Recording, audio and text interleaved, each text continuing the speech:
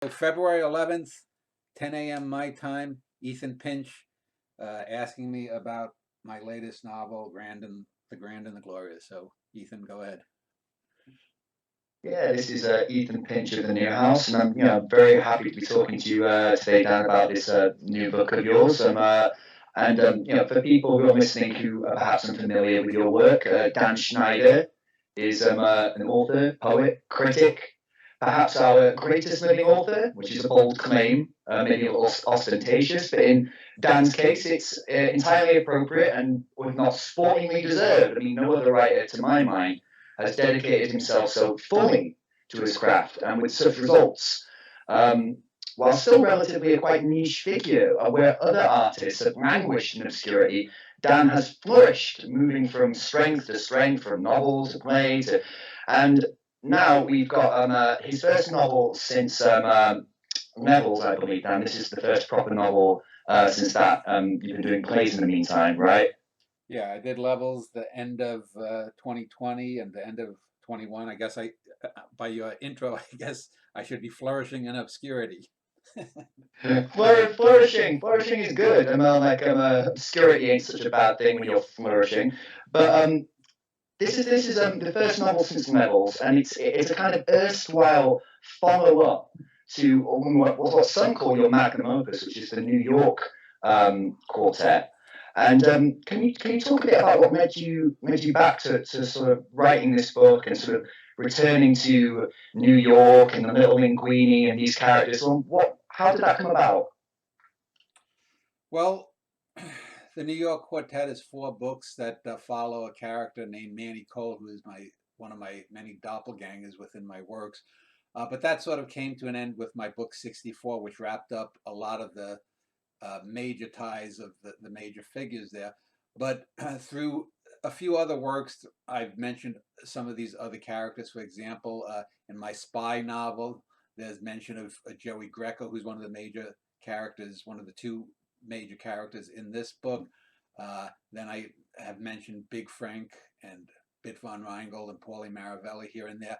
In a book I did 3 years ago, Noir Kid, Paulie Maravelli has a few scenes with the wrestler Gorgeous George. And I think my next novel, probably at the end of this year, is probably going to be another wrestler novel on a guy named Superstar Billy Graham. But it may or may not be. It may be just a loose trilogy if I end up doing three wrestler novels. But then I did after Noir Kid. I did no Noir was not. Did I do Noir? Noir Child. No, Noir Kid, and then I forget what. No, I think I might have done either. I did Noir Kid before The Custodian's Bitch or after. But then after a couple of the shorter novels, I did Levels, which was a longer book, which is about a guy, another one of my doppelgangers, sort of lost in some sci-fi predicament, or maybe it's a psychological predicament, or maybe it's a fantastical predicament. And so in doing that, I wanted to get grounded. And just as what I had with the Vincetti brothers, for 20 years before I wrote the book, The Vincetti Brothers, I wanted to do a book on the real life uh, people behind the Vincetti brothers, and it didn't come to me for 20 years. And ever since I finished the New York Quartet, I did want to expand out on this character called Sally T, who I first wrote about the real Sally T in my true life memoirs. And then he appears as a minor mob figure in assorted short stories and longer books here and there. But I wanted to, since he was probably the most connected guy that I knew, who actually knew me by name, and he helped get me out of this thing called the company where I was working after 4 years. He first got me in and then got me out. I always wanted to write something with him in it, and you toss ideas around in your mind here and there, and it didn't really come to me until I thought, well, let me take the Joey Greco character, who appears first in the Vincetti brothers as sort of the sidekick to the character of Gino Vincetti. Then he appears in the spy novel as the day boss in the 1990s of the Maravelli crime family, meaning that he was the nominal head, but he was really more of a figurehead as Big Frank was in the back. And he has 2 or 3 really good scenes in that book. And I said, well, let me put him in charge of the Maravelli family. And he's the guy who tanks the Maravelli family and ends up busting it. And so so I had these two ideas of the story of Sally T and of Joey Mhm. Greco, and just like I did with the what was it, the uh, which book? Oh, was it Noir Kid? Yeah, with Noir Kid, Mhm. I had one of the major characters, the wife, going uh, forward in time, and I think the wrestler Gorgeous Swords going backwards in time. But I actually had that idea of doing that for this book first, and I sort of did a test run in the earlier book. So here I take the Joey Greco character from 2022 back to 1984, and then I take the Sally T character from 57 to 84, and the book ends in 1984 with both of their perspectives Mhm. on a random event, seemingly random event. Now they knew each other Mhm. here or there, but they don't get sort of officially tied until the very end. Yeah, I mean, there's a lot of characters, Dan, that recur sort of throughout your novels, and sometimes appear quite unexpectedly. So, arguably, all your novels could be simply taking place in the same fictive universe, if you will. But there's something about this sort of the story of all these gangsters. I mean, a bit of a general question here, but what is it about gangsters in particular? I don't get the sense that you're setting out to you admire or you want to romanticize gangsters, but surely there must be some sort of appeal there. Like, what is it about gangsters that why do you keep writing these guys? Well, I mean, I did the spy novel. I've done some sci-fi stuff. Before that, I mean, I did some stuff that had a little fantasy in it. I did a Mm-hmm. book called The Scorpion Swam about this Chinese American kid who's another doppelganger of mine who's going through a very Fellini-like crisis in his life at a party. Oh Uh, yeah, but yeah. but as far as like the big novels, I guess it's simply because number one, uh, the 20th century, which I was born in and spent the first 35 years of my life in, was one Mm-hmm. where the gangster was the American outlaw. Mm-hmm. Um, if I had been born a century earlier, I would have probably been writing cowboy or an Yeah. Indian novels. Although I do have a Western novel, but and so the fact too that I grew up in that area, so it's kind of easy. And I've never been particularly satisfied with whether it was The Godfather, which is American mafia gone Shakespeare, which i in the Mm-hmm. first film especially he does very well. Coppola. The second film is also pretty good, and the third film, eh. Uh, the Mm-hmm. Scorsese stuff has a place, but it's also kind of fictionalized, romanticized. There's it's sort of like neo hip hop cool. Scorsese was neo hip hop cool before neo hip hop cool was, and Yeah, and it's also the sort of problem of simulacra, isn't it? Kind of eventually people start copying other gangster films, and then even gangsters start copying gangster films, as pointed out in Sopranos and what have you. But you bring up this point about gangsters being almost emblematic of the 20th century. They're a kind of quintessentially 20th century figure, and we find kind of in this book, The Grand and Glorious, well, we're brought right up into the modern era. We're brought right up into 2020, 2021, in this sort of place where gangsters are. Well, although there's a lot of gangsterism that goes on and so on and so on, it seems like a kind of anachronistic figure. And this is something I almost got the sense of with kind of the New York Quartet, that there's almost this sense of unease, that everything's changing, and it makes me think kind of like how these gangsters sort of compare one generation after another. How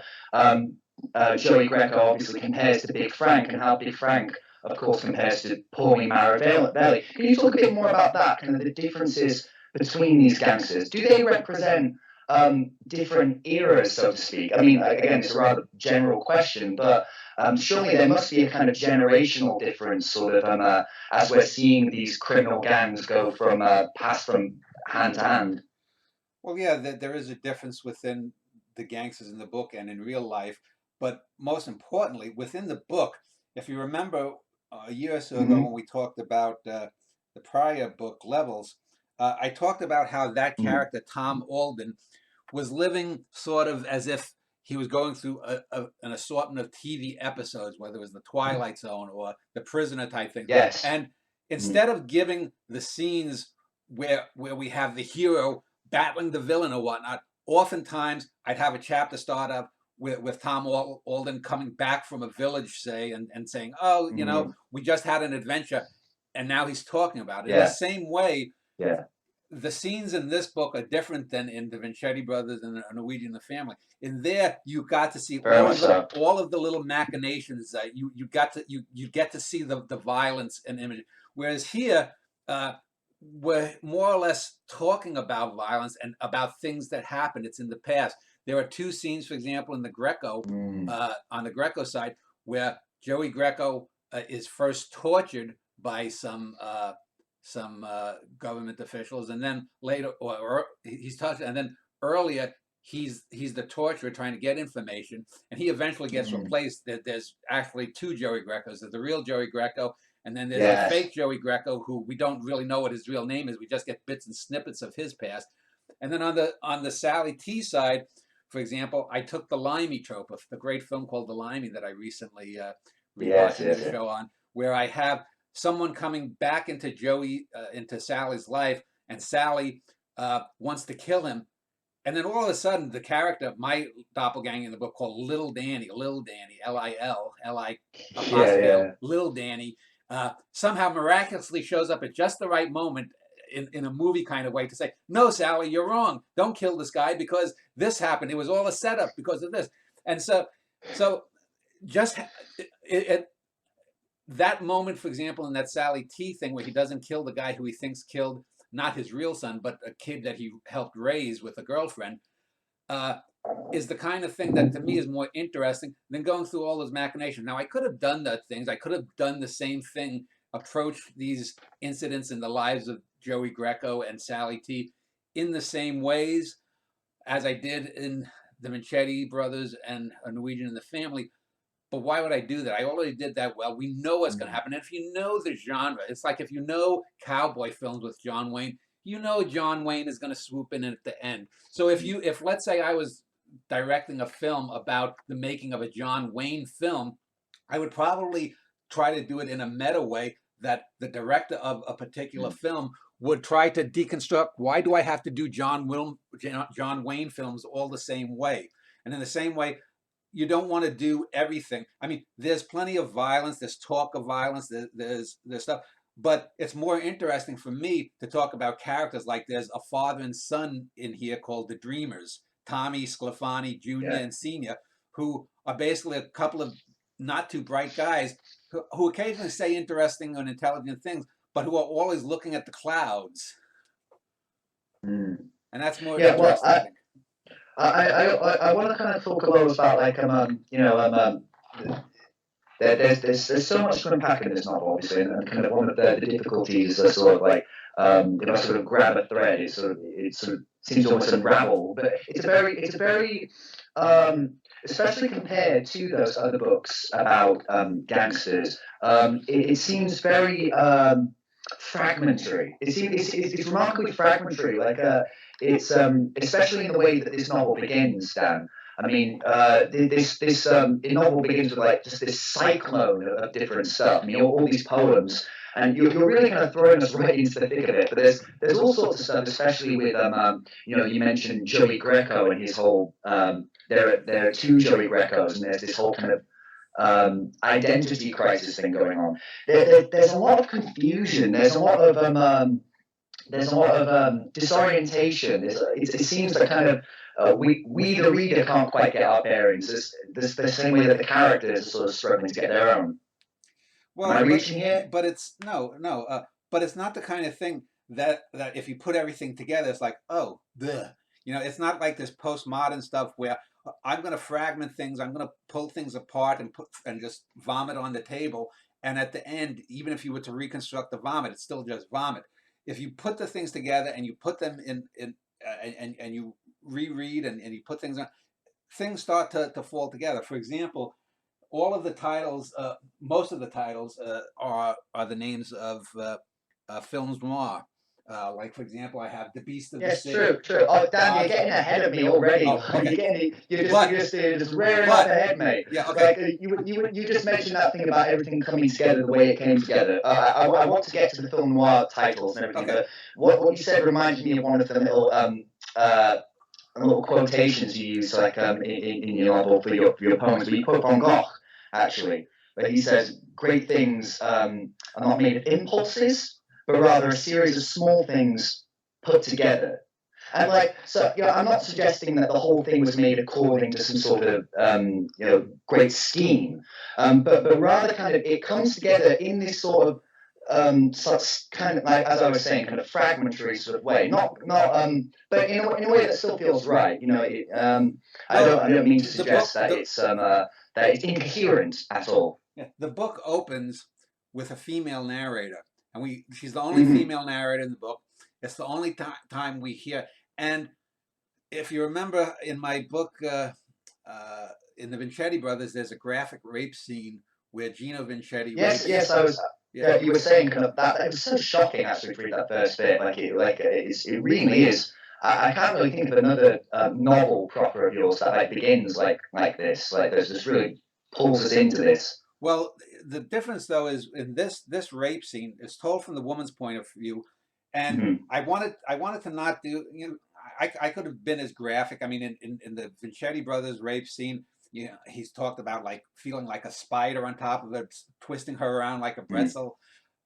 In this one, it's from the female point of view. She's thinking of poems, Edgar Allan Poe poems, things coming back. So it's like someone trying to block themselves out, and we don't even really get it's a rape until maybe about a third or a quarter of the way, maybe even half the way. Do we realize? Yes, it's all kind of very subtle. Well, it's all implied. Sort of and the thing that it ends with, and a few times she talks about putting her hand behind his head somehow, being as if the space behind him, as if she's trying to get behind, put this incident behind it, and then we just black out, and then the very next thing we get. Well, the next two, we go from that, which has the Joey Greco. And we don't know it's Joey Greco until later because she just says the name Joey. We can. This is my point. We're kind of thrust into these perspectives, like cold or blind, and we have to go, oh gosh, what's going on? Kind of like we have to almost catch up with what's happening. Like you're saying, it's almost like we're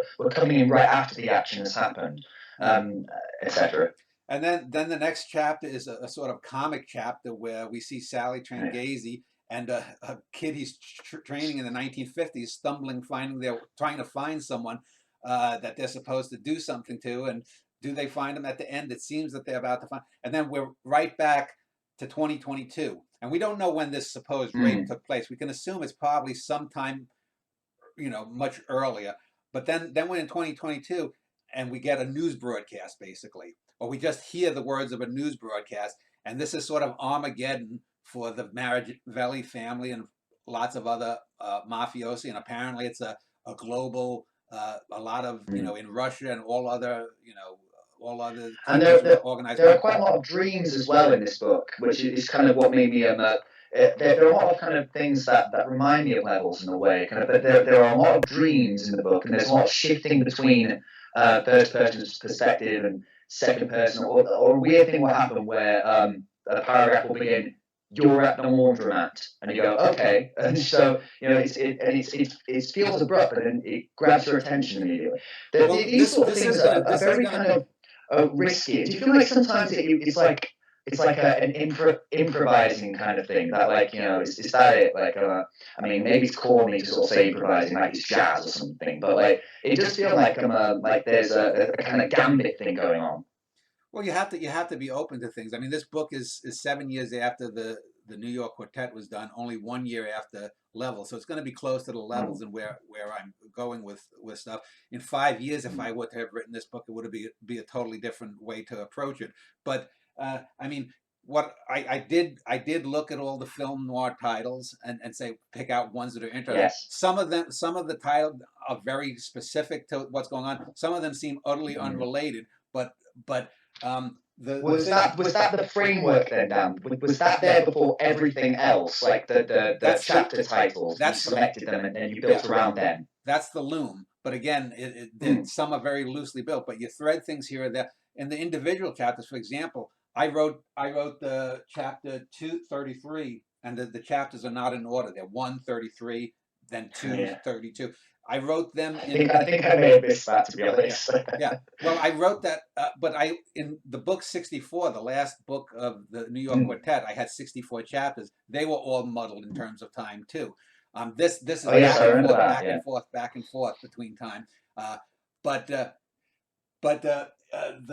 Beast of the City. I remember for your secret agent novel, Dan. Forgive me. What's that one called again? The Super Seven. Yeah. I remember that had all names for Wallace Stevens' poems, I believe, for the title chapter. So I find it very curious that you do this sometimes with books, that you're kind of almost, as it were, kind of you'll let the title suggest something to you, and you'll kind of build off of that. You'll kind of build off of whatever image the title's giving you. Well, poetry, for example, the titles and epigraphs are important. They act as the things that the title is the first thing you're going to encounter.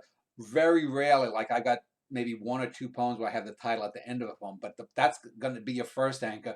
Then if you have an epigraph, that's a second anchor, and that's the things that you then can tie and hang the rest of the poem on.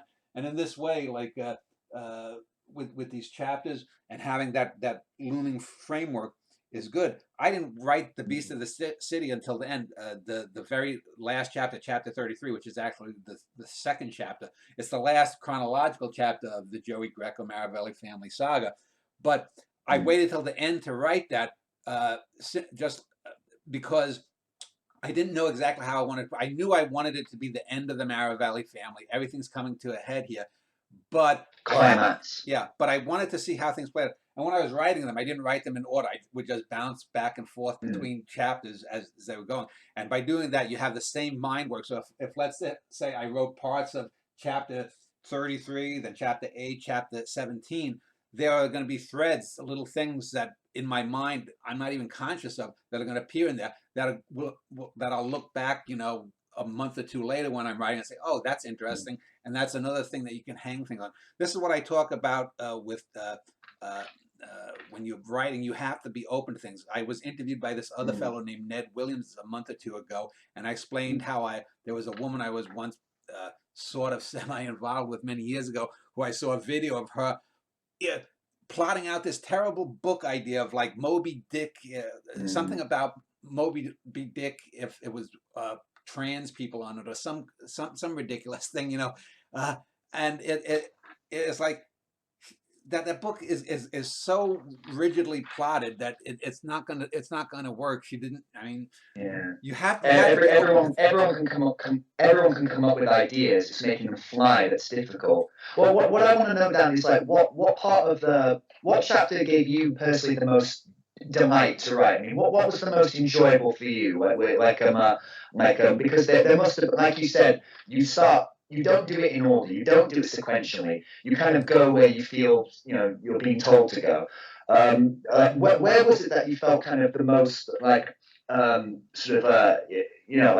was the most fun to write? Well, probably the chapter with the singer that the Joey Greco characters are after, and oh really, the one they're trying to flatter. Yeah, well, and it's based obviously on this woman Eva Schubert that I had interviewed last year, and I call her Ella Malisha. I even allowed her to name the character. This was before, I'm not in contact with her anymore, but I allowed her to name the character, and so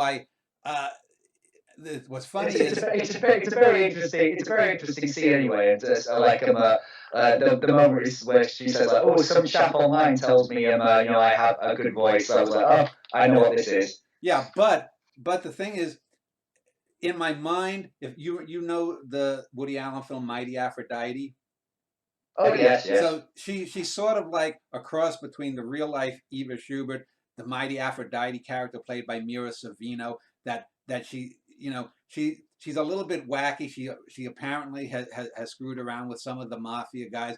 And here in this scene, the Joey Greco, it's actually it's the fake Joey Greco at this point, is trying to use her to get a deal with one of this Japanese gangster from the Yakuza. And so he's Yeah. Mr. Sakamoto or Sakamoto or something like that, and she Yeah. keeps calling him Mr. Sako, and they're bantering, and it's obviously that it's obvious that the gangster and the mall, the singer, have some kind of tension between them, sexual tension or whatnot, and the poor Japanese Mm. guy is just clueless of it. So it's a fairly funny scene. That was probably my favorite scene to write, at least on that side. My favorite scene on the other side with the Sally T character, some of the scenes with the little Danny character, because they're most based upon on that character, and that character was the genesis. It's why the book is dedicated to that real life Sally T, because he's probably dead. If he's alive, he's close to 100. Well, I can tell, especially with the scene where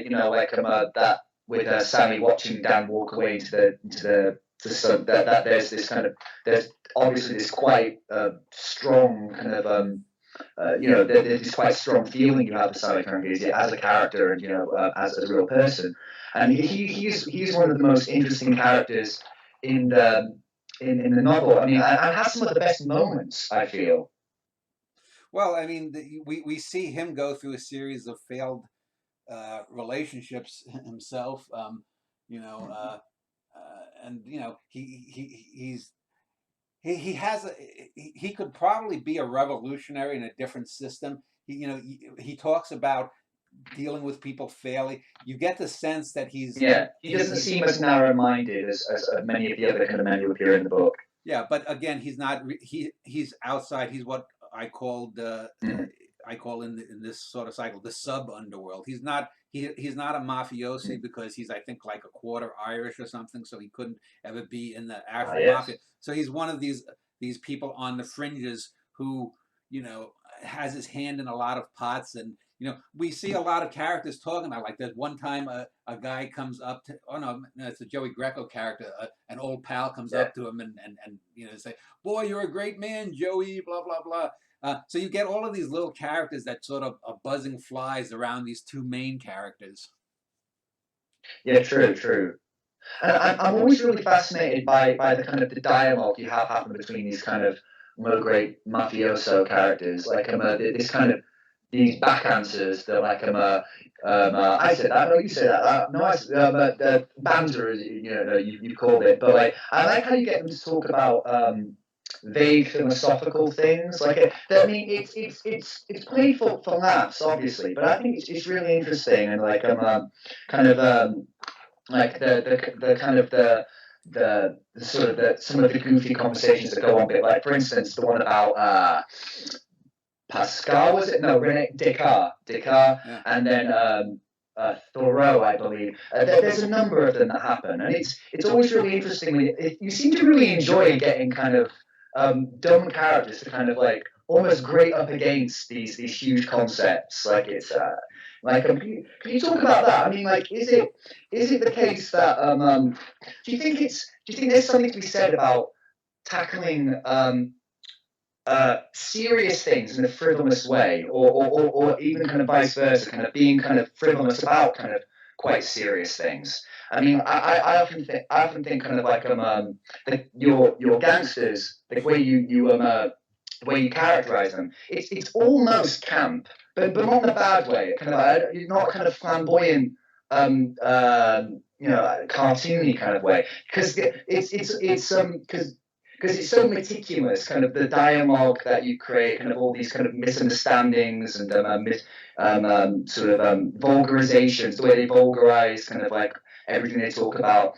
Like, I like, do you think there's a kind of a high camp to like these sort of gangster sort of figures? I mean, like, is that something you remember, like these sort of funny gangsters? I mean, when I did the book, The Company Stories, I wrote about a lot of these guys who were working on these illegal pursuits in a warehouse. They would just talk. They would sometimes sit on beach chairs outside on a hot summer night. It's 95 degrees, no air conditioning in the 1970s, and they're just sweating their asses off, farting and eating pizza and telling jokes and drinking beer. But as far as those characters, I mean, just the last week, Alex and I did this show about Jordan Peterson and other stylists, and if you look at some of the comments that he's gotten there, people are always trying, even the dumbest people are always usually trying to talk about this or that in a higher way, a higher philosophical concept, and they often fail. And so the best way to sometimes get around things is to have people talking around the particular things. They're not necessarily going to be smart enough to know. Neither of the dreamers, the senior or junior dreamer who appear But in. it's very tricky to. But it's very tricky to write that down. You know, it's like yeah, it seems so effortless, like you know, like you'd imagine a conversation to be. But that kind of like I was saying, that sort of back answers thing. It's such a kind of it's almost like. Or like it is like pure comedy, kind of like in a kind of vaudeville kind of way, kind of the way you're kind of using their voices and you're using their sort of slang, all this stuff that I imagine if you haven't heard it from kind of TV or whatever, you probably heard it yourself growing up in sort of the neighborhood where you grew up in. Like it's like, is there something kind of particularly fun for you in kind of like you're weaving these kind of this kind of dialect, the way kind of they speak, this kind of you know kind of mock gangster kind of speak, you know.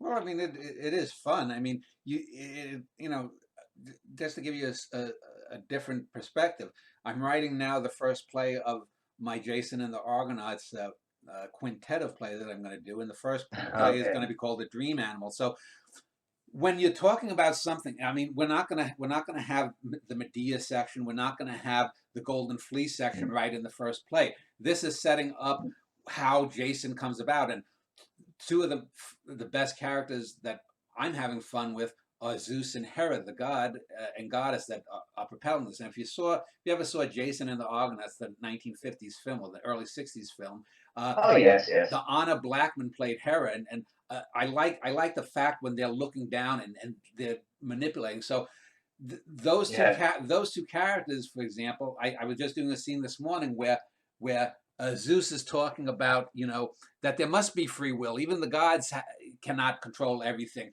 Who do these Jews think they are with their God? What's his name? You know, and meaning, you know, the Yahweh, the God who can't be spoken. So you have to craft these characters.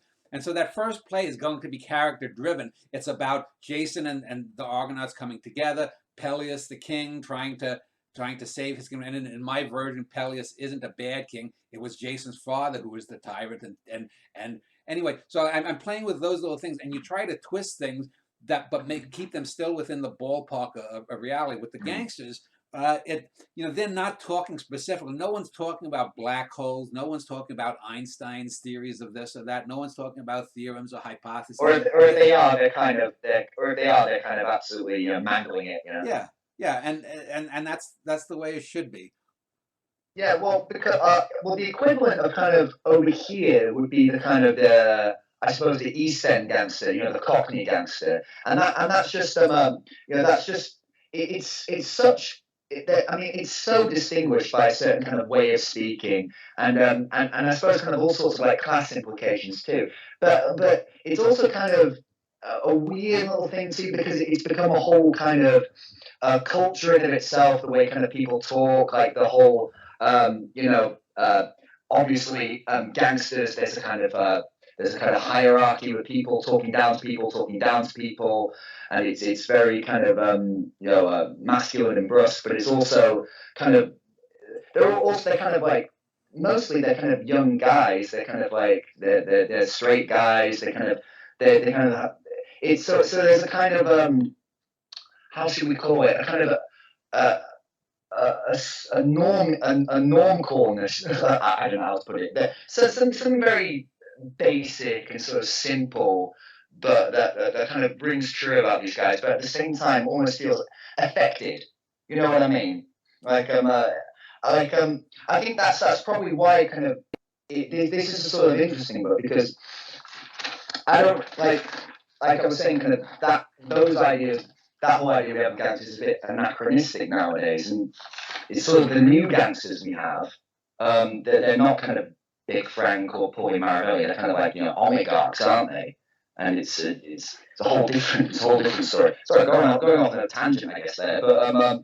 But like, do you ever feel that like do you ever like get worried about kind of like, oh no, he wouldn't say that, or she wouldn't say this, you know? Do you ever get worried about authenticity? I suppose is what I'm getting at. Like, do you ever get worried that like, you might let something slip past you?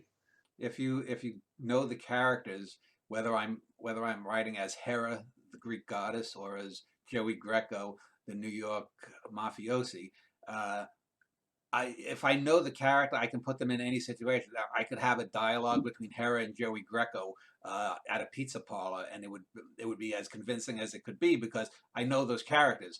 And it's about creating, you know, when you're swirling a lot, you think about the way characters would be, and you can envision them. And once you've got that, you're locked in, and all of these little characters, even if the little minor characters that come in. The Japanese fellow who's the Yakuza guy. He says a few interesting little things in between, but he's clearly the third wheel in that scene.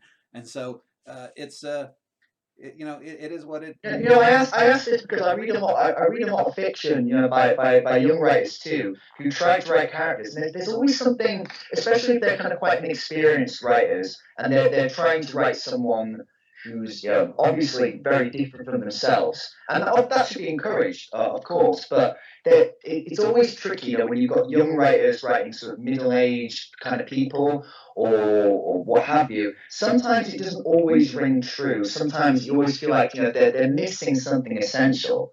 And like, how does one get inside the head of a character? Of course, you talk about immersion and such, but do you sit and think kind of like, because you talk about as long as you've got the character, you have confidence in it. But does it feel like you have to in a way kind of play act the character in your head? You have to kind of try and allow yourself to think like the character, or like Zeus, like up on Mount Olympus, or are you just kind of distantly, puppeting kind of these characters? Kind of, can you? Well, they're all puppets of a sort, but if I observe someone that I meet, it's very easy because you can see body language, and then your mind, you can shift the body as they do. If I were doing, say, a novel with a Jimmy Cagney like character, well, I know the way Jimmy Cagney moves, I know the way he sneers, uh, and in the same way, for example, I've never met him, but for example, if I were to write a novel with a character based on Jordan Peterson, I could nail that character because I know the rapid fire cliches that come to mind. I know his little pouty boy frown, and if someone confronts him, I'll know the way he could pass. You can see that, and uh, you know, again, these a lot of these kinds of characters are just so ingrained in my childhood that they come out rather easily. Now, if I'm doing cowboy characters, I But live is out in that is Kansas. that is that the is that the thing then, Dan? It's not just that they're an idea of a character. They're an embodied character, who has a way of moving, and it's not a kind, because I feel like that's a mistake that a lot of writers too. Like the characters themselves are just aren't really characters at all. They're more just kind of like just a collection of um, sort of very suggestive things. But I think like you always seem to kind of, whenever I read your characters, they always do feel so animated to me. Well, I've said many times before, plot is character. No one's going to care about the Ah, white yeah, whale. You have to have the characters.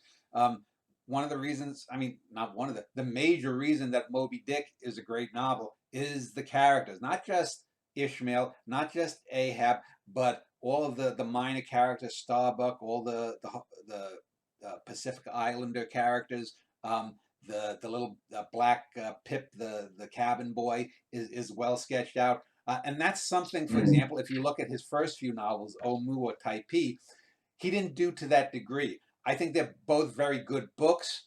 They're good adventure books. And if you've never read Omu or Taipei, you should. You should read White Jacket. You should read anything by him. But clearly, I'll be a scrivener too. That's yeah, pretty good yeah, in my estimation. yeah, but that's a short story. I'm talking about longer works. Billy Budd is not as great as a lot of people say it is, but it still has a lot of good stuff in it. But clearly, you're reading that to find out about these characters. If you're reading, if you're reading any great book or watching any great film, it's about the characters. If you're watching Apocalypse Now, it's because you care about the Martin Sheen character and some of the characters on that boat with him. They may not be as well developed as a novel would develop those characters, but they each get their little moments where you get a little idea about who the That's character true. is. And in film, That's very true. But do you feel a personal attachment or animosity to these characters, like yourself? You know, although I know, like, but do you ever think, kind of, oh, Big Frank, or that fucker, I hate him, or like, or are they all your children? You know, do you ever like, do you think to yourself, you know, I'll feel glad when so and so gets his comeuppance? I mean, no, I mean, the closest I can say in recent years that I've come to that is when people have complained about the Danny Wagner character in some of my plays being too there, and so doing some of these things like Jason and the Argonauts. I mean, I have Danny Wagner in there. Danny Wagner is playing Zeus, but it feels interesting, and I know that no one in drama has ever used a character like Danny Wagner as much before, and it feels right to do that. Although I don't particularly like my doppelgangers. I like the doppelganger here, Lil Danny, simply because he doesn't appear that much. I think that's one of the most interesting things about your doppelgangers, though, kind of how dislikable they can be, while at the same time, kind of how close they can come. Like, I mean, that's the whole thing about Vincetti Brothers that was so interesting to me. I was like, how, like, a good quarter way through the book, I was like, I don't know if I like this guy. It was very odd. But like, Well, you don't have to kind of the like a risk of character. You nonfiction. don't have to like a character. You just have to understand the character to a degree. And you don't have to understand everything. Yes, but it's especially strange. But it can be especially strange when we're, you know, seeing things through the lens of that character, with them as a narrator, so to speak. With, you know, very literary, but it's rather risky. And you pointed out that very few writers have done it themselves, like, to sort of repeatedly use kind of something that resembles yourself, that is an analog of yourself, shall we say, as a motif in your work. You know, you are there in your work a lot, even if it's not you, and kind of it's almost daring us to kind of like, sort of ask, well, you know, is like how, because every time we get it, it's like a sort of a different Danny or Manny or what have you, but different in different ways, and not consistently not you, if that makes any sense. Well, so that it's just very daring for a sustained thing that you to do, like book to book. Well, you don't want to do the same type of thing. I mentioned this Henry Matsumi character.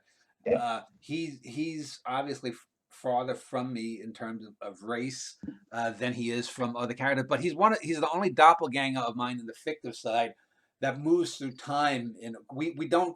If you read all of the short stories and the novel that he last appears in, which is called The Scorpion Swam, that we don't know how old he is. He could have been born in the 60s like I did. He could have been born around 1980. Sometimes he seems in the 1990s to be a child. At sometimes he seems to be a teenager. So we don't know about that. But one of the things it does is by having a specific focus, like the way Woody Allen has the Woody Allen Schlemiel character in a lot of the films in his golden age and earlier, is it takes off people misinterpreting that Big Frank is me, or that the Norwegian is me, or that Paulie is an aspect of me, or that Bit von Reingold is all of these perverse, Dan must love to just shit on the women that he fucks, because he writes about Bit von Reingold who's shitting on the women. But at the same time, one gets the sense that you're letting Bit von Reingold, for instance, like say things that, for instance, you would never say, but kind of would secretly quite like to. There's nothing I don't say that I won't say, and the only time other than threatening the president. Well, on that note, let's take a change to this conversation. I want to talk about jokes, because jokes are a big thing in this book, and they're kind of a recurring thing. And that's something that goes back to my Western. If you read my Western novel, it goes back to your Western, but surely isn't it also in Edge of the Shon too? I believe jokes become here and a there, thing where not to the degree here, but yeah, I do. not to the same degree, but it just to say that kind of jokes are a kind of recurring thing, kind of like as a kind of motif or whatever you want to call it, that kind of happen to sort of break things up and sort of like in conversation. Like what are all these jokes jokes that you've sort of collected, or do you have to like go out looking for a joke, or when you hear a joke, do you go, that would be perfect for this scene? If I have, say, 50 jokes in the book, 3 or 4 of them are ones that came to mind as being appropriate. They just bubbled up. The rest I would like joke about, some philosopher or something, and I'd see, 27 jokes, and I'd say, oh, that's the best joke. Joke about scatology. Oh, that's the best shit joke, or whatever it might be. What's your favorite joke in The Grand and the Glorious that you can remember? Oh God, I can't remember. I mean, a lot of them are, funny. I mean, I don't know what. There's the one about baby Hitler being saved from the river by priests, and there's the one about the masochist and the dead cow, and I mean they're all rather quite blue. But I'll give you an example. I just stumbled upon this, for example. So on page 114. A few years ago, a pal of mine asked me to go duck hunting out on the island. I mean, I'd never done it and thought it would be boring as fuck, but given that he knew my profession, he felt it was a natural way to just get together and learn more about each other. I had met him at a friend's house when that friend was, I misspelled it, was trying to set me up with a friend of hers. Let me just make that correction. I'm anal. With a friend of hers. I had no interest in the female friend, but her brother Jack seemed like a nice guy. And we got to talking about sports, and he mentioned that he had an extra ticket to an upcoming football game in a few weeks, the New York Giants versus the Washington Redskins. So I went. It was a dull game where the Giants blew a touchdown lead and the game ended in a tie of 24. Then a few weeks later, when I saw Jack at a local diner, he mentioned to me that he was going to go duck hunting that coming weekend with a pal of his, but the pal had twisted his ankle badly, so could not make it, and so he asked me if I'd come along. I enjoyed bullshitting with Jack through the whole football game, so why not, I thought.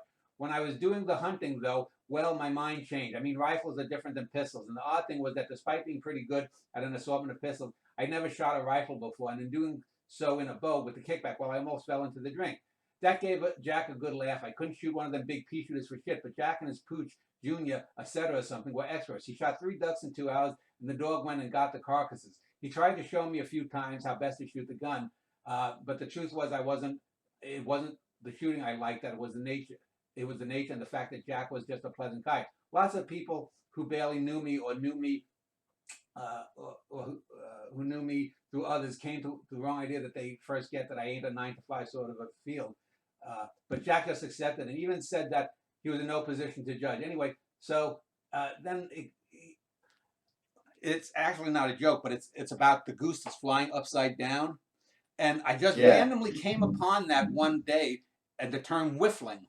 And that when a goose flies upside down, it's called whiffling. And I said, I've got to put that in the book. Now, it's not a joke actually here, but that moment is one of those things where, as people send me things, or I'm looking through stuff, or something pops up on my Facebook feed, or someone sends me an email or something, and I thought that's an interesting way to have a moment of calm in the book. And in a lot of the way, the jokes also come to me in that kind of way too.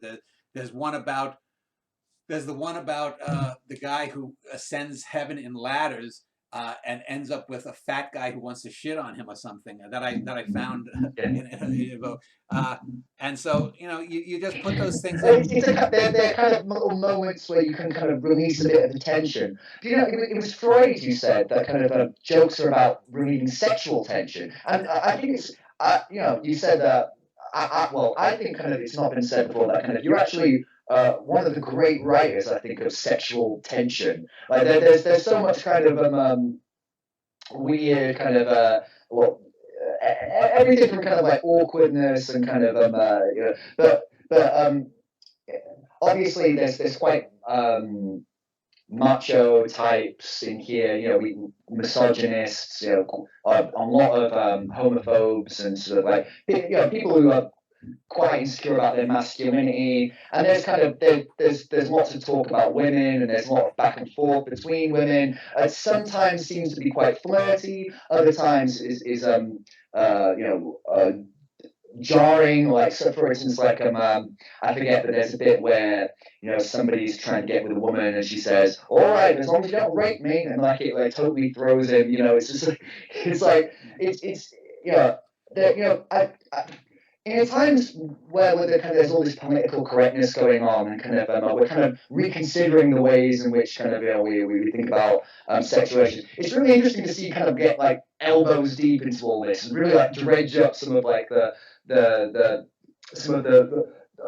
more uncomfortable aspects of kind of like the what do they call it, the gender wars, men from Mars. Like, do you see that changing in any ways over the last book or so? Because that's really been at the forefront, I think, kind of men and women, and kind of the vicissitudes of sexuality and attraction. Kind of like, is this kind of something you've been consciously thinking about, or is this something that's kind of like that's just part of you? Do you think? Do you think kind of like do you think sexuality is a big part of your creativity?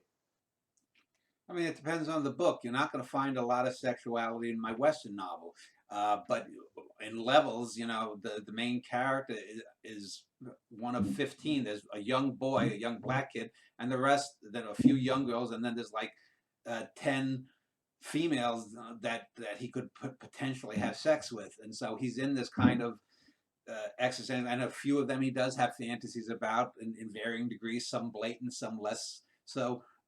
In this one, as far as I recall, there are some female characters on the Sally T side that certainly have disappointed him. The main one is the Ella character on the Joey Greco side.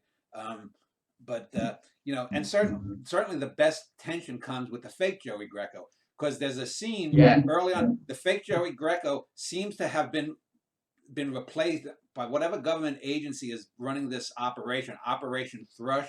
And if you go back to the 1960s, Thrush was the evil nemesis organization from the man from Uncle, which was a spy series. So he's replaced, and it seems like 2 or 3 weeks, maybe, or a week or so, maybe, before the real Joey Greco is replaced by the fake Joey Greco. The real Joey Greco might have had a one-night stand with the Ella character.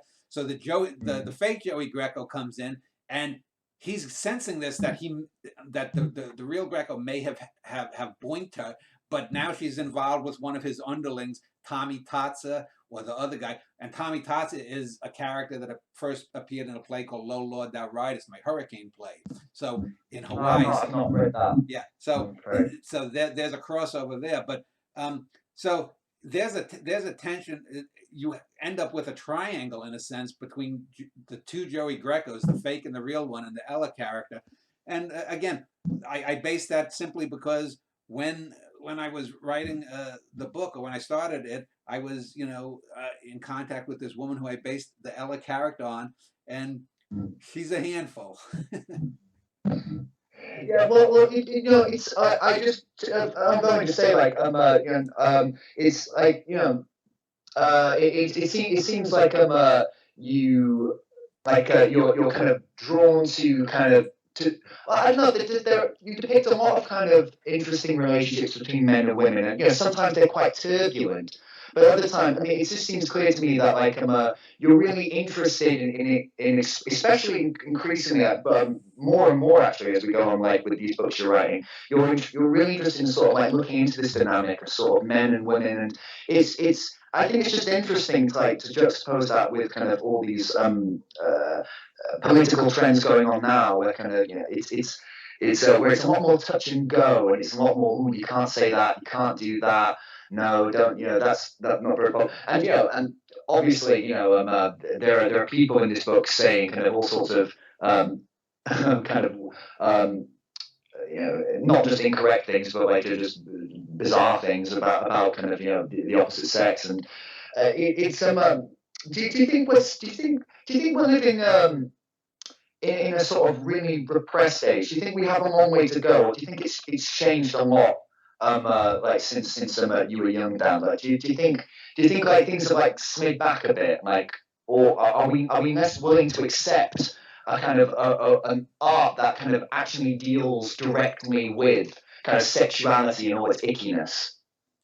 Well, I think it's better that people. I mean, it's better that gay people can get married now in this country. It's better that you can, if you think you're a boy and you were born a girl, that you can get an operation. I mean, I would think that I would hope people wait until they're 18 or so, because people sometimes slide up and down in their sexual attractions and their feelings and stuff, and the human brain doesn't fully develop until they're 25. So I don't think, for example, that 8 or 9 year olds are in a position to say, "Mommy, I'm really a boy," if you were born a girl. But if you're 18 or 19 and you've done it, so I mean, those things are good. I think it's good. As far as sexual dynamics, I mean, I'd say there's probably a little bit less sexual violence towards women over the years, and that's also a good thing. You know, Inarguably, yes, yes. But do you think we've become more puritanical? Not as a result, but as a corollary. Do you think it's right that we've, well, maybe I'm generalizing here and I wouldn't want to do that, but like I just sometimes feel that kind of we're much more cautious now to kind of talk about kind of sort of these, it's either kind of black and white, well, it's for example, someone could say in that opening scene, "How dare I write of rape from a woman's perspective?" Well, why not? I mean, it's like I've done it from the male perspective. I'm not, it's clearly not endorsing it. Clearly, the woman has been traumatized to the point where she's outside of her body almost, or trying to project herself outside. So it's one of those things. There's also there's a throwaway line. I can't remember who says it in the book as well, which kind of struck me as interesting, although odd. Someone says something like, "Oh, well, so what if they want to be a woman? Most women are fake anyway." And he's like, I just thought it's very. It's not an opinion you hear, but it's interesting. Well, I mean, the characters are going to say things. I mean, the characters are going to say things that, especially when the stuff is set earlier in the book in the 50s and 60s, they're going to say things that people would not want to say. Although, in truth, you're on my Facebook page. You know that former boss of mine there, who every time I show a police video of black people being beaten or whatnot, he sends these stupid emojis, and I put up with it, and just for just to keep the peace, because he's a married relative of a good friend of mine. But by the same token, at some point he's gonna go too far. But I can't stop him from being an idiot. I can't stop him from making. He just doesn't get certain things. So there are going to be people, whether we're talking about race, sexuality, religion, or whatnot, that aren't going to get things. There are people who still think that Obama is a Muslim. Yeah. We should send them all a copy of a copy of your book. I mean, my problem with Obama is that he's a corporate suck boy. I don't care what his religion is. I mean, that's my issue with him. But most people won't even take. I mean, whether we're talking Obama or Peterson or whatnot, people dislike some of these people, and you could say, "Oh, that's good. He dislikes Jordan Peterson or thinks." But if it's for the wrong reason, then it kind of, you have to be aware of things. There's a lot of boo boo boo boo going on your end. Are you on my end? I'm sorry. Let me just adjust my microphone. Yeah. But if you're saying you don't like Jordan Peterson because he has a bad haircut, that's not a particularly cogent critique. That he's an elitist ass who doesn't know his ass from his elbow. That's the real reason. But right, I think, like, you were mentioning Sionism, like you did a video with Alex Sherman where you talked about Sionism. Do you think like you also mentioned Jordan Peterson? It's like I mean, I feel like a theme of a lot of your criticism and a lot of your writing about art is kind of, well, it's sort of against philistinism. It's against kind of people, like you're saying, kind of pretending to know about stuff they really have no clue about, and but it's that kind of macho thing too for a lot of people. I mean, it's obviously not clearly it's not specific to men, but it's that kind of. But you know, just the other day, I was in a bar with my friend Mark and Weston, and we encountered these horrible, obnoxious 20-year-olds who were, you know, they were anti-vaxxers, and they were very, you know, they thought they were very interesting and eccentric and beautiful, and they took every chance to sort of, you know, impress us and boast about, you know, what raconteurs they were, how talented they were, and it seemed that every time kind of we kind of sort of mentioned, you know, something that we were doing, or even we just used a word they didn't know, they kind of seized upon it, kind of like a hawk, like as if it was something else they could use to beat someone over the head with. Like, is it? I find it very difficult, you know, now, like in the sort of the 21st century. I think this sort of where kind of philistinism is sort of encouraged. And of course, this is sort of a theme kind of with your criticism where you say, you know, hacks get rewarded, and you know, it's, you know, who you know, and kind of, you know, the lowest common denominator. What's the kind of antidote to kind of this silenism, this sort of philistinism, to kind of use a term that Peterson uses, and what's the antidote to this kind of these farts, really? Is it because I was talking about this with Jess, do we like just is it an attempt to kind of point out kind of their what they're doing, or do we have to kind of not participate? Like, is it all a bit of a trap? I mean, let me give you an example. I was just watching you, as I mentioned the boom, boom, boom. I turned my volume down a little bit. I can still hear the boom, boom, boom, but I noticed as you were walking, people can't see you on camera, but you were walking around your flat or whatnot, and it was making noises, and see, I can hear noises now. It's probably recording this, but I was thinking to myself, boy, he's walking around his apartment like a wandering Jew. Now, if I said wandering Jew, there's going to be some young kid who's going to think that's some kind of anti-Semitic slur. That I just said, don't make, you know, they'd be like, don't make fun of Ethan's being a Jew. What is wrong with you or something? There would be people that wouldn't even know that has nothing to do, that, you know, that refers to a biblical thing, the Jews wandering in the desert for 40 years or whatnot. But you just have, I mean, if I know that what I'm saying is not you know, anti-Semitic or whatnot, well, if someone takes it as anti-Semitic, that's ridiculous, you know, and that's their problem, not mine. It's scary though when people can weaponize ignorance against intelligence, against learning. I mean, another example, I was on the internet the other day, and someone was sharing a drawing which they had made with pen and ink, and it was stippled, so it was using lots of little dots, and everyone was falling over themselves to say, look, pointillism. And, you know, those of us who were in the know, we pointed out, no, that's not pointillism. Pointillism refers to something very specific. You know, a very specific thing, a very specific technique. This is stippling.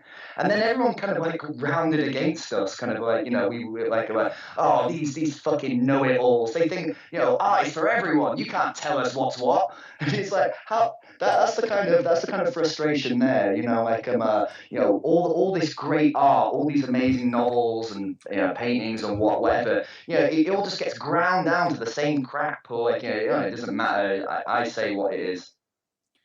Well, people are going to opine about things that they don't know. I mean, I said when I was speaking with Alex, I think in that video I did last week, I said, you know, you're not going to hear me talk about post-Soviet politics in Bulgaria because I don't know anything of it. You know, I can talk about art, I can talk philosophy, some science, and whatnot. And I've interviewed enough people that I sometimes know what to expect or not. But, you know. The character of Joey Greco, like you said that making them into sort of having two people, the sort of the Joey Greco doppelgangers, that was inspired by a TV show, was it? Was that not the man from UNCLE? Like was that a TV show idea? No, that's a classic soap opera trope. I've watched many soap operas for years, and there's always someone gets killed or seemingly killed. They come back a year later, played by a different actor, and then a year after that, the original actor wants to come back and take over the role. So you end up with, if you have Bill in 2020, Bill is killed off and his actor goes to prime time. His show fails. They bring Bill back, played by some guy named Ted, and then you have, who is the real character? Is it the original one or the other one? So I thought, well, let's do that. Let's substitute the character, and this is also a trope that goes to back to like The Prisoner. The Prisoner has an episode where there's a doppelganger, a guy who's given surgery to look just like him. So, because I was thinking a bit, I was sort of thinking a bit of Jerry Anderson too. That happens a lot in kind of Jerry Anderson, Thunderbirds, Captain Scarlet cartoons, where there's like two people and they have to fight to the death. Yeah. But it also makes me think of what was that TV show you were talking about when Blue the one when you were making Neville's the soap opera Blue Coronet Blue. Coronet Blue, because that isn't that about a man with amnesia, but he doesn't know who he is. Yeah. So it's interesting again to think about kind of like the way that kind of like different things from cinema, television, history, true life all come together. Kind of, do you think total immersion is still an applicable thing to say about this book? Do you think this is another example of total immersion, or has your theory of total immersion moved on or changed at all, like since kind of like it first kind of occurred to you? I mean, it's what it is. But getting back to the total immersion, the total immersion. Yes. Has your not that it has to, but like has your theory of total immersion altered in any way since? Like, is there anything like total immersion or is it now kind of like a principle of your writing, do you think? I don't think it all depends on the subject. I mean, a lot of my plays, I get the total immersion kind of thing more in there. It's just you don't want to constantly repeat yourself. Like I said, this now book is 7 years away from 64 and A Norwegian and the Family, which were the last two of the New York quartet that I wrote.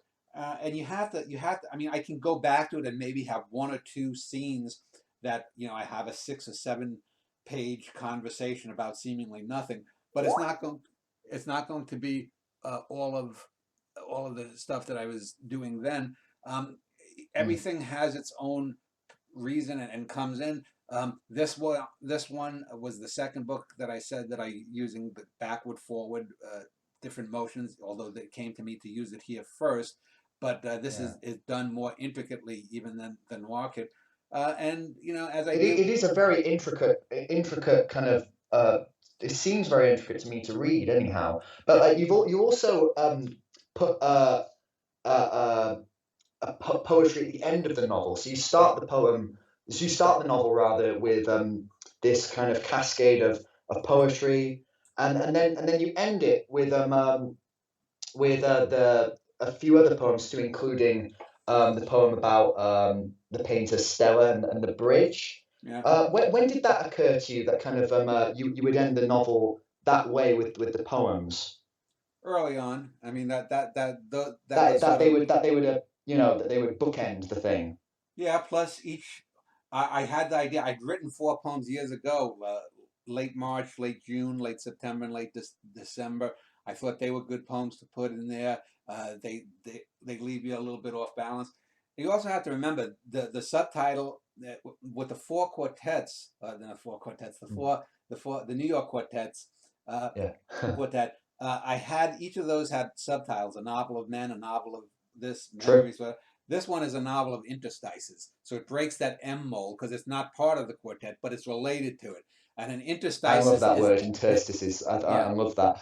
It's what's great. In between. Interstitial. Yeah, and so this is, like I said, this is, if this were Hawaii 5-0 or some other police drama or some spy drama, I'm not showing you the dramatic reveal of the villain. I'm not showing you the big shootout.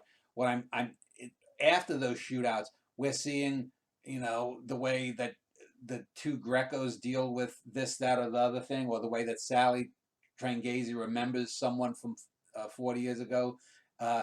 And his 40 years ago, if it's in the 60s, is back in the 1920s when he was a boy or something. So it's a way to go back and forth. So having total immersion in here would sort of go against the grain of the way that that book was going, because it's hard to have interstices when you have a huge chunk. I mean, there are little moments. That's very interesting, because it makes me think of what you said in another interview, Dan, where you talk about, I believe you were talking about stream of consciousness in literature, right? And you were talking about the whole, Joycean idea of consciousness being a stream. And you said it wasn't like that. Consciousness is like a lacunae, it's like little islets that it breaks and forms different things. Like, in a way, isn't that sort of, at least metaphorically, is that something kind of similar to this idea of, in interstices, the kind of these sort of things. It's not immersion in of itself. It's also kind of the sort of the various kind of breaks and different kind of paths it takes, sort of the gaps. Well, I mean, that's why, I mean, it's not a novel that, even if you broke it into the two halves, that would necessarily flow. There's not so much of a flow as it is these little bubblings up. It's more like a lava lamp with these little things in these people's lives. And sometimes the purple blob comes to the top and then it sinks back down, and an orange blob comes this way. A red blob goes sideways or something. I've been reading about kind of those printmakers, artists of the floating world, and they had a kind of similar kind of visual philosophy of that things had to kind of in a way kind of form lacunae blobs that sort of separate off, and kind of it was the sort of the breaks, the movements away from each other as well, that were just as important as their getting into weird metaphorical territory here. But just think about it. When we see love movies, the typical Hollywood love story, the boy meets girl, they spend a lot of time on the wooing. They spend a lot, they build up to the big sex scene 85-90% into the film, and then something happens. Now a movie that handles that well, and realistically, is like The Graduate, where Dustin Hoffman wins the young girl from her wedding, and they don't know what to do with each other at the end. So what if you had a novel where most of the characters are in those situations? You don't have to have a big grand gesture of sweeping a woman away from her wedding day and then not feeling things. You could be thinking about a little dog that you knew when you were 7, and how it was owned by your neighbor, and then the neighbor moved away one day when you got home from school, and you never saw the dog again, and you wondered what happened to this dog, or any kind. The thing that always amazes me, and when I try to get people, whether it's someone like Chin Zhang, or whether it's like Gabe, or whether it's like Joel, or other young writers, or someone like Laura Woods, I try to get them to just think about the things that you see. There's a great, I mentioned this movie before, Smoke, with Harvey Keitel in it, from the mid-90s. He owns a smoke shop, and he takes photos every day outside his corner. And he has one scene where he says, or someone says, or either he or the other main character says, this, I think Keitel said, this smoke shop is just as interesting as the top of Everest. If you were to look around in the shop and see everything, and think about all the things that have been made, and all the people that helped make the candy and the cigars, and the seat and the windows and the wood trim and all this stuff, all of that goes into that moment. And any person that you see can have that kind of moment. Now, the problem that most artists have is, when I'm doing this, and this goes to someone like Chin, this goes to someone like Gabe, goes to someone like Peter Cleese, it goes to someone like Eva Schubert, is that very few people really get this, that they go for the cheap, they go for, I guess you would call it, the cheap Hollywood moments in their art. You mean going for what one thinks one's supposed to go for? Because the trouble is that kind of leads you to, in a way, kind of almost accept cliches, just unwittingly. I mean, like what you were saying about the Keitel scene. I've seen that film before, but saying it again, and I've heard it referenced, by the characters in the fiction. It almost seems like a quite sort of dandy-esque thing to say. Like I was reading a biography of that chap, Edward Gorey. I'm not a huge fan of, but he was saying something like, why would I climb to the top? He was saying, why would I climb to the top of Mount Everest? Like when I have, when I could obsess over like this, some ridiculous old tea cozy or something like that. But it's that kind of thing that can't be taught, isn't it? That kind of, you have to have a kind of almost sort of, it's kind of slightly mad kind of fixation on something that is kind of entirely your own, and it's almost fetishistic. Well, But then that becomes the drive for kind of like the art. Like in a way, that's what I was getting at with when I was kind of talking about sexuality with you, Will, because I was also reading anthropology a few weeks ago, and there was this anthropologist who was getting criticized by all these other anthropologists about Japan because he wanted to write a book about how much he found Japanese women beautiful. Like he wanted to write basically a book about his fetish for Japanese women, and all the other anthropologists thought this was just an entirely not credible thing for an anthropologist to write about. We're quite, if we could only quite neatly partitions that off to the side. But if you just think about it, like it's not it doesn't beg a belief to think that someone dedicating their entire life to studying and researching a culture, a history, that could begin with something as commonplace as just thinking that Japanese women were quite sexy.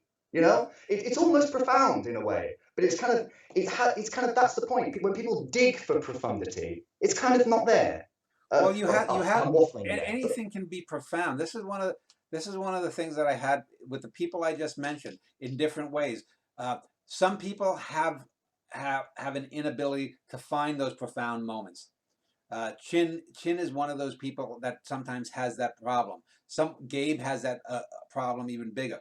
Someone like Joel, who does the podcast with Alex, he's able to sometimes see those moments, but he can't necessarily. There's a rough edge to them. Then there are people like one of my big issues with Eva was she can do that, but she needs to have excitement in her life, personal excitement. And rather than the artist being the one that brings some focus to it, some people like her need to create that kind of drama. And you can write about Japanese women and have a fetish about it, but where do you go from there? Where do you go from there? If all I was doing is doing a cops and robbers, gangsters, kill people, this kind of book, or if let's say I did a novel about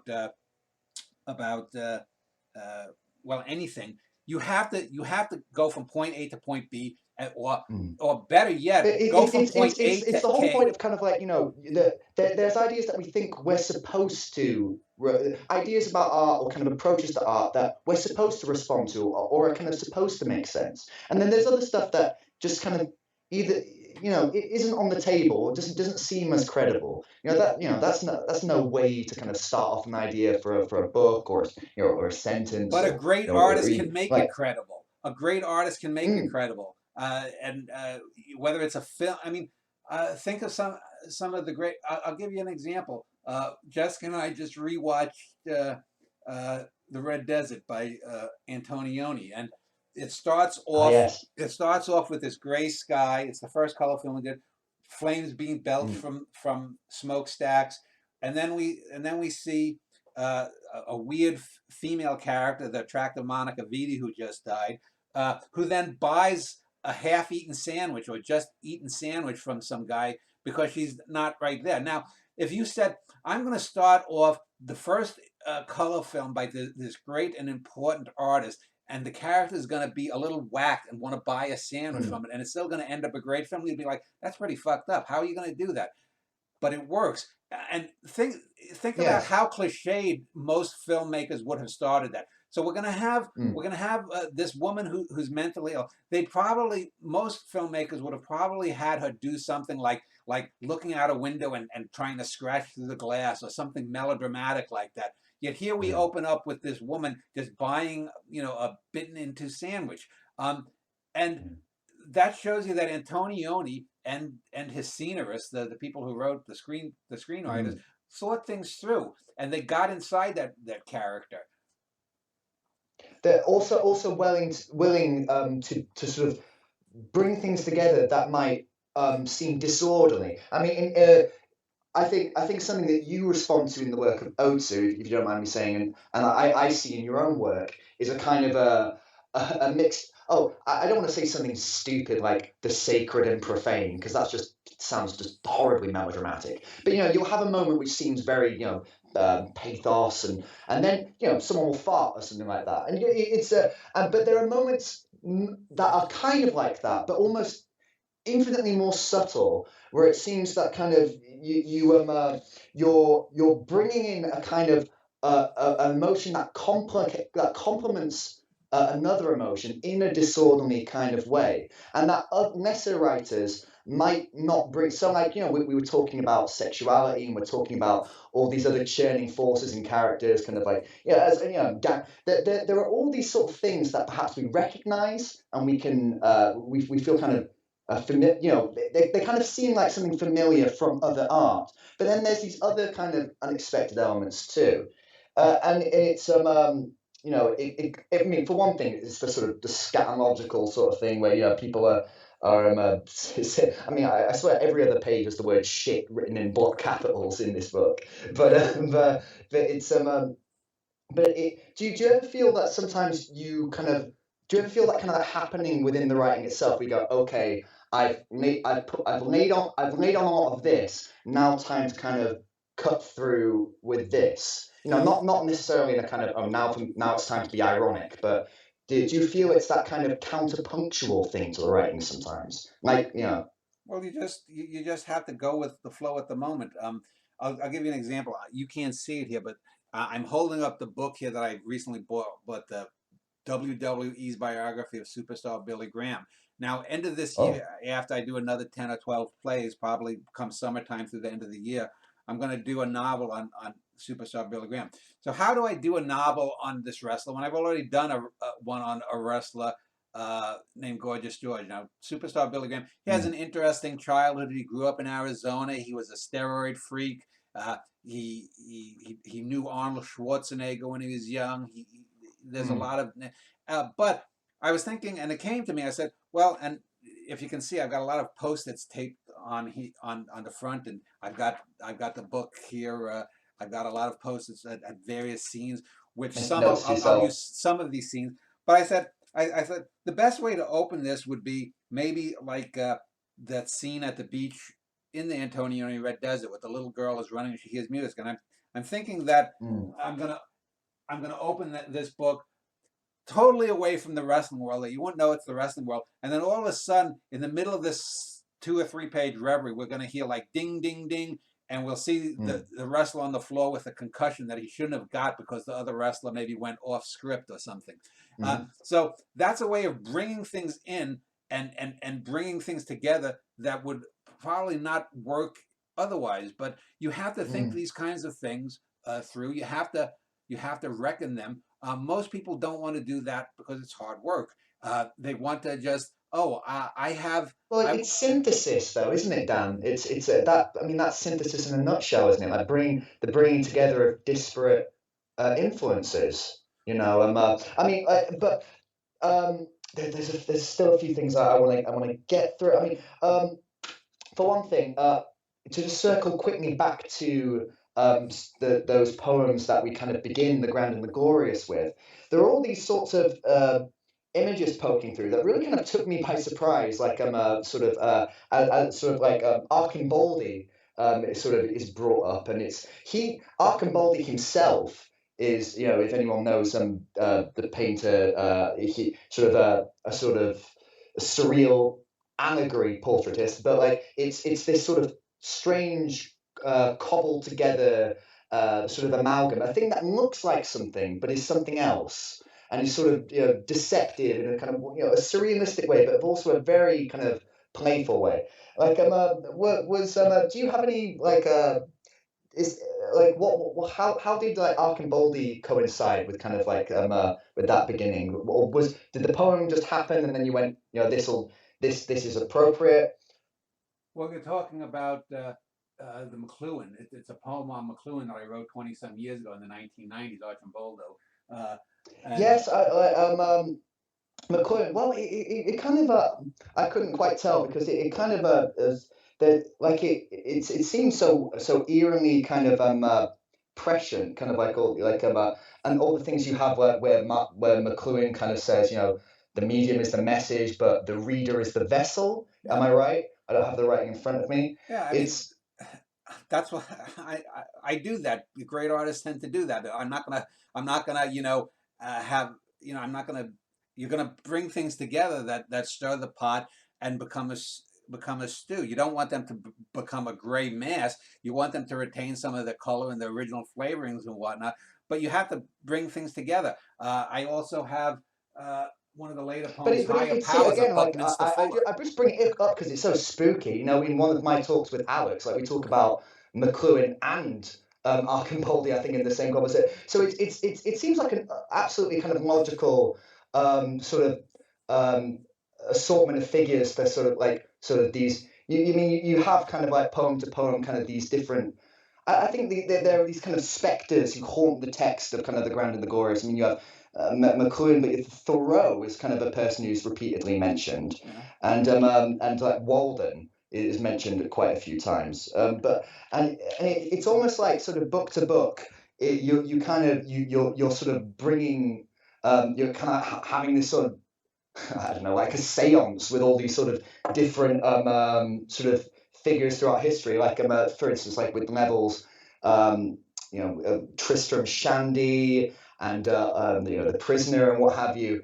It's almost kind of quite pop art, the way that you can merge these things together so seamlessly. Well, I don't do Dick and Jane, so I don't do see Dick run. You mentioned I'd quite like to see like your take on Hawaii 5-0, if that ever happens. An episode of Baywatch directed by Dan Schneider. That would be quite funny. Yeah, well, I mean, you just have to toss a lot of stuff, and some stuff doesn't make it. Some stuff, if I'm 17% of the way through, I think, well, maybe about 62%, 70% of the way through the novel, I should have something happen. Then as I get there, and I don't mean chronologically now, but as I get to about 70% full, I'm like, I don't really need that anyway, so let's fuck that idea. Let me bring something else in. And again, and I said this many times, this book, let's see, I finished it in early mid-December. I think I started it in mid-August, started gathering notes. So it took 4 months to write this book, which is about a little under 300,000 words. Jesus fucking Christ. So it took me about 4 months. But in that time, lots of things happen at work. At work, a customer says something. I have a memory about something. I get into an argument with someone online. Something, Jessica goes on a tirade or something, and but this is why I said flourish at the beginning, because normal fucking artists, man. Like we go through the day-to-day grind and commutes and sort of relationship problems. That cuts close to home. We just get like bulldozed by that stuff, and we're too tired at the end of the day to do our art. And this is one of the things. You turn it all into art, man. That's flourishing to me. Well, this is one of the things that again gets back to these people that I mentioned, that they either can't, or they don't want to, or those that have the ability sometimes abdicate it. Those that don't have the ability sometimes pine for it when they should move on to something else. And don't you think though that it's kind of sometimes a bit fraught though, Dan? Because sometimes, not always, and maybe it's a bit of a cliche, but you'll get these young artists, or even kind of sort of artists in their 30s sometimes, who kind of are quite middling. They're nothing very impressive. But then they come back a couple of years later, or however much time, then they're really good. It happens more often than not. Or well, not more often than not, but it happens it happens here and there. I mean, like, do you think sometimes it is just the case that I think I've heard you somewhere say before that kind of sometimes it is the kind of artists who just make the part who can shoot up sometimes, whereas those wunderkinds, those prodigies, they kind of eventually fall into expectations of diminishing returns. Well, the thing with prodigies is that they are not necessarily a prodigy is someone who achieves at an early age something that someone at a later age could achieve. But a prodigy doesn't necessarily signal greatness. The fact that someone like Mozart or Beethoven were both prodigies and then became, if you want to use the term, which I don't like, a genius at their art, is very rare. Most often you're going to Mm. have these prodigies like there was the girl called the pint-sized Picasso, and she if you look at her stuff at 30 or 35, 40, whatever she is now, from what she was doing when she was 7 or 8, there's not that much difference. Mhm. Because she, number one, didn't have the talent. But even if she did, when you overpraise someone at such an early age, what incentive do they have to improve? Now, with someone like me, I'm Mm. self-motivated. Most people aren't self-motivated. Mm. Jessica, for example, as you well know, she always wants to be famous and rich, and she wants to have people say she's the great artist and this and that. She realized she needs a bit of pepping up sometimes. She does, and I try to give her pep, but there's a difference between pepping her from across the Atlantic and pepping her from across the living room. I'll take your word for it. But last question, Dan, and it's a good one before I have to scuttle off to my dinner. Okay. You mentioned before that you've already moved on to this. You're already planning this series about Jason and the Argonauts. Like most writers, when they finish a novel, you come up to them and you say, "Oh, Maestro, what are you working on next?" They groan, they roll their eyebrows. They go, "Next, next. You should be glad that I've just written this fucking thing." And you've just finished this novel, and like now you're on to the next thing. Like, I mean, when did that happen? Did that happen like before the thing was ended? Like, was it already on the move? Well, I have planned out things to come. I mean, I still want to fit. I still have to do my third musical, and I have ideas, but it's just not coming right now. I have two two more plays to do in my Tetramal about some evil people I knew. But for example, I've got ideas for the Argonauts. I've got a Catherine Bathory, Elizabeth Bathory play, and Catherine the Great play that I'm going to do because I want to do some figures of history.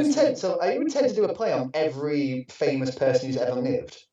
No, but just those that I find interesting. For example, I did this play on when the Vikings came over and Eric the Red's daughter encountered Mi'kmaq people in the Pacific in the maritime provinces of Canada, and it was told from Yeah. the perspective of the maritime Indians rather than the Vikings. So the Vikings don't Ah, speak. yes, I've heard you mention this. Yeah. They can't be intelligible. And I think I sent it. You probably got that play when I sent it around. But so I'm going to do All one right, I'll probably look on at the Vikings and the Sami. I'm going it. to add, there are lots of things. I still got 30 or 40 play ideas from 2017 when I first started writing plays that are more personal. But I said I want to move away right now, do these impersonal historical things mostly. Although I'm using this Chloe character, there's this great actress Chloe Lanier that I've mentioned before from this Yes. soap opera that I write. Yeah. And I've been trying to goddamn interview her, and I can't get through her people. But I did. By the way, I did Megan Follows. I've got a follow up in spring with her agent. I hopefully by summer maybe I can Mm. interview Megan Follows. But nonetheless, you just have to keep bubbling these ideas. That gives you something to look forward to. One of the things that I failed to do to get Jessica to do is to think farther ahead. Jessica will be like, what am I going to do next? I'd say, keep your mind on things. I mean, she's been writing these great reviews for Alex's website, and they're much better than what she did. Not that she was bad years ago, but they're more poetic. They're more artistic, and even as a critic Mm-hmm. of the individual pieces, she's better than she was. And I said that's good. She's writing poems. I went through They're almost always 50 of her poems. superbly written.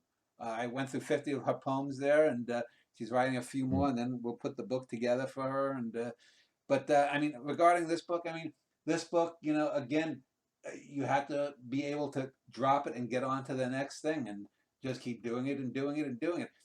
Do you ever feel like you have to take a break from writing? Do you did ever feel that writing has exhausted, you know? when my mother died in 2009. There was about 9 months I didn't write. It wasn't because I was so Wow. broken up over her. It was just I reached a point there. I had already written Tumbleweeds and written a few other big books and whatnot, and that was right before I started doing a few books before the Vincetti brothers. And it just, I don't know, it just felt like that. But the older I get, the shorter my time in this realm gets. So it's like, I'll rest when I'm dead. I think there's a character even in the Graham of the Glorious. There's just so much like I only just finished it the other day, so it's all clattering around in my head. There's a character.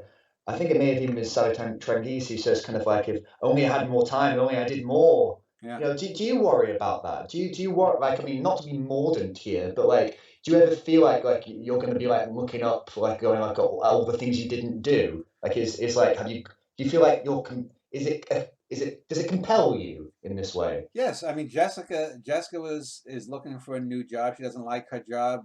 You know, she's hoping that someday Alex will start a press and she can work for him as an editor. But Mm. as I say, you, you're always going to be that way. I think of the 2,000 hours or so a year for all the decades that I've worked, even when I've been unemployed briefly here and there. Uh, I could, how much more could I have written? How much more could I have done? How much quicker could I have developed? If I had started writing poetry before the age of 19, if I had had English teachers, if I had had teachers that had known that I was bright, that I was creative, Mm. but they're not, they can't. They can't say, so Mm. I can't, on my deathbed, yes, I'm going to say, if only I had done this, if only this person I tried to help had made it. I mean, some people, they, if like someone like you're going through a hard time recently, on a personal Mm. level. Some other people, they'll go through these hard times and they last for 2 or 3 years and they don't talk to you, or they drop you, and Yeah. it's like, why? Get back, do what you got to do. And I've told this to all of those people that I mentioned to you earlier. I told them, if you know that you have something, you grab it by the fucking balls and you don't let go, and you just fucking pull that sucker to the ground, and Mm. you show what's in command. You have, Mm. this is where I disagree with Alex totally. Alex doesn't believe in Because free will. I'm a free will. But I know that you're atheistic, but you did have a religious upbringing, from what I understand. I had a religious upbringing too, like, and I sometimes think art is not a substitute for religion, but it almost is the same kind of, it's something that is kind of, it's another thing higher, more important, that kind of almost, The difference between correct. art, the difference between art and religion. Religion is like a parasite that is sucking things out of you. With art, you're willingly Yeah. giving things out to the world. That's the difference. Mm. Yeah, I mean, yeah, like I pretty much apostatized, as well, so I won't argue with you there. But yeah, I feel like it is a kind of, it's got to be about passion, and it's got to be about something more than a kind of a positive return in this life. But and even so, kind of like, um, what Well, needs to be I've said done? this many Like, times before. Shakespeare isn't the yeah, dude under Avon. Shakespeare is the words mm, that live. And I'm not a great Shakespeare fan, but I don't diss him unnecessarily like a lot of other writers have. I think he's a great mm, writer, and he certainly should have his place forever in the human canon. But he shouldn't be this all-encompassing thing. And every great artist should have that kind of a place. Uh, it just takes a while for people to get there, because the average person, and even today, there's more things to distract. You know, there were no video games to, people could actually read uh, uh, mm. Melville and Shakespeare 100 years ago. They didn't even have records to play. You'd have to buy a piano, or something, if you were middle class, to get even some music. Sheet music was, you'd have to learn to whistle from sheet music. I mean, now there's so much stuff. So the arts, in that sense, are even more insulated from the rest of society. But what are you going to do? In the end, they're still going to be there. In 1,000 years, I firmly believe that my writing or Jessica's writing or great artists that are But alive now are the going to be monk more relevant or the than the samurai crowd. is somewhat separate from society, you know, kind of somewhat, you know, it's kind of it's a it's a kind of a frightening thing to be an artist in a way. Like I mean not to like commiserate, you know, as well, but like, you know, you're slightly a distance from the world as you look down on it, and you know, you almost have to. It's almost not enough. You know, you have to create or what have you. I mean, I think people will kind of like look back at kind of your work down there and just wonder like how the fuck you did it. Like, you know, where you found the time, where you found like the resolve. It's a superhuman effort, and like this book is another addition to that. And you know, we're all incredibly grateful for like although I've, you know, gotten a little bit carried away at some points of the interview, and obviously, you know, I'm very passionate about your work. I think kind of the thing that still appeals to me, like to me above and beyond anything, beyond is just how you're able to bring everything together with such ease, and like how you're able to just as Von Gogh said, kind of sort of just bring sort of put things together and to make things sort of differently. And like this is what I find great about Cézanne. It's what I find great about Beethoven, and it is, you know, to a degree what I find great about Shakespeare. And you know, do you feel that do you feel like you're ever going to sort of revisit kind of these characters in Grand and Glorious again, or is this a kind of a turning point now in it, or do you see it in that way? You know, other than the superstar Billy Graham novel, I've got the ideas for a World War II novel, and I probably will mention again. I mean, they all, my whole fictive universe is a cohesive universe, so Mm. you know, there will be mentions. If I have a novel set in the 1950s, someone might mention, oh, don't go shop in that, or don't eat in that restaurant that's run by those criminals, the Maravelli family or something. But Mm. you know, other than little cameo appearances, I It's don't still know. But expanding then, the universe. It's still going out. until I drop dead, Or until you start writing Baywatch. But in any case, like I think, you know, this is a pretty good place to probably end it, Dan. It's been very good.